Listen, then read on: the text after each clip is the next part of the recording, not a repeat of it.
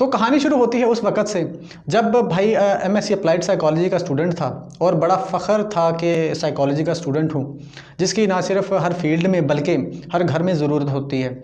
और जब हम डिग्री लेकर यूनिवर्सिटी के गेट से बाहर निकलेंगे तो 8-10 लोग तो हमें हाथों हाथ लेने के लिए खड़े होंगे और फिर हम छा जाएंगे। और जब हम डिग्री लेकर यूनिवर्सिटी के गेट से बाहर निकले तो हमें हाथों हाथ लेने के लिए कोई भी नहीं था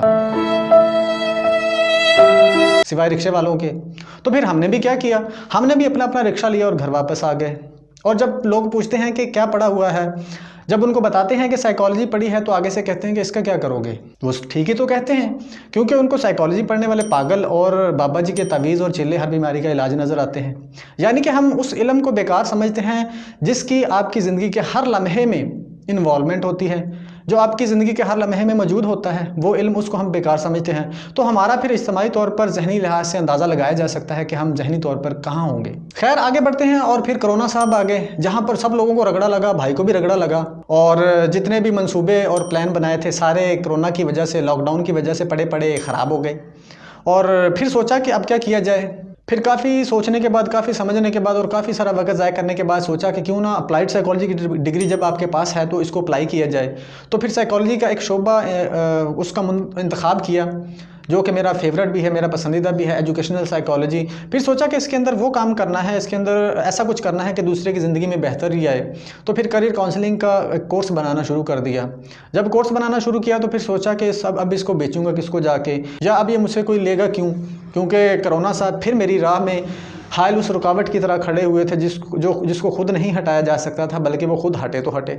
अभी यही सोच ही रहा था और फिर सर पर हाथ मारा कि तेरे सामने इंटरनेट पर फेसबुक और यूट्यूब वगैरह की सूरत में पूरी दुनिया मौजूद है और तू एक इदारे तक जाना चाहता है। फिर क्या था, फिर भाई ने भी एक चैनल बना लिया और ख़ुद के साथ अहद वफा वाला अहद किया कि अब तो हर रोज़ एक वीडियो डालनी ही डालनी। और फिर मैंने रातों रात वायरल हो जाना है और फिर मैंने आसमान की ऊंचाइयों पर पहुंच जाना है जहां कोहरा ही कोहरा होगा।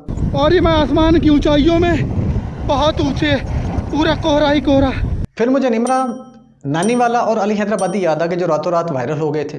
जब मैंने उनमें कोई टैलेंट, कोई काबिलियत देखने की कोशिश की तो मुझे उनमें कोई टैलेंट या कोई काबिलियत नज़र नहीं आई। अगर उनमें थी तो उनको शायद इस्तेमाल नहीं करना आई, क्योंकि जैसे ही वो रातों रात आए थे वैसे ही वो रातों रात चले गए। तो जब मैंने ये सोचा कि कहीं मेरे साथ भी ऐसा ना हो तो फिर मैंने खुद को रोक लिया, वरना मैं तो पूरा इरादा कर चुका था वायरल होने का। तो अब फिर पूरी तैयारी जारी है और तैयार होकर रहना है। जैसा कि वो कहते हैं कि अगर आपकी तैयारी है, आप तैयार हो, आपको मौका नहीं मिल रहा तो खैर है, लेकिन अगर आप तैयार नहीं और आपको मौका मिल गया तो खैर नहीं है, क्योंकि फिर आप एक्सपोज हो जाओगे। उनको आपसे कुछ मिलेगा नहीं, जब उनको कुछ मिलेगा नहीं तो वो आपको घर भेज देंगे कि आपके पास कुछ भी नहीं है, आप जा सकते हैं। बात चल रही थी कि मैंने खुद से अहद वफा वाला अहद किया कि अब हर रोज़ यूट्यूब पर एक वीडियो डालनी ही डालनी है, लेकिन मैं ये अहद भी अपने साथ वफा नहीं कर सका। और पिछले कुछ दिनों से पर्सनैलिटी का एक टॉपिक बिग 5 पर्सनैलिटी ट्रेट्स अटका हुआ है, जिस पर मैं खुद को मुतमईन नहीं कर पा रहा, खुद को सेटिस्फाई नहीं कर पा रहा। फिर मैंने सोचा कि शायद कुदरत मुझे इशारा दे रही है कि इस टॉपिक पर मज़ीद काम करो, इस टॉपिक पर मज़ीद स्टडी करो, इस टॉपिक पर मज़ीद इल्म हासिल करो। यानी कि कुदरत चाहती है कि मैं उसको बेहतर करूं, क्योंकि वो मेरी करियर काउंसलिंग कोर्स की बुनियाद है। तो उसको मज़ीद बेहतर करूं, उस पर मज़ीद काम करूं, उसको बेहतर करके उसको आसान करके पेश करूं। बताने का मकसद ये कि कुदरत आपको किसी भी काम के करने का इसी तरह से इशारा करती है, खुद आकर नहीं बताती कि इसको ऐसा करो। हमने खुद इशारे को समझना होता है। अभी यही सोच ही रहा था कि फिर जहन में आया कि थोड़ी देर फेसबुक ही चला ली जाए। फिर मैंने फेसबुक खोली तो सामने गुल तारक भाई, जो फेसबुक पर तो गुल तारक हैं लेकिन यूट्यूब पर तारक गुल हैं, एक दिलचस्प वीडियो लिए बैठे थे कि कैसे हमारी कौम जब एक चीज़ के पीछे पड़ जाती है तो फिर पड़ी ही रहती है, चाहे वजह कोई भी ना हो।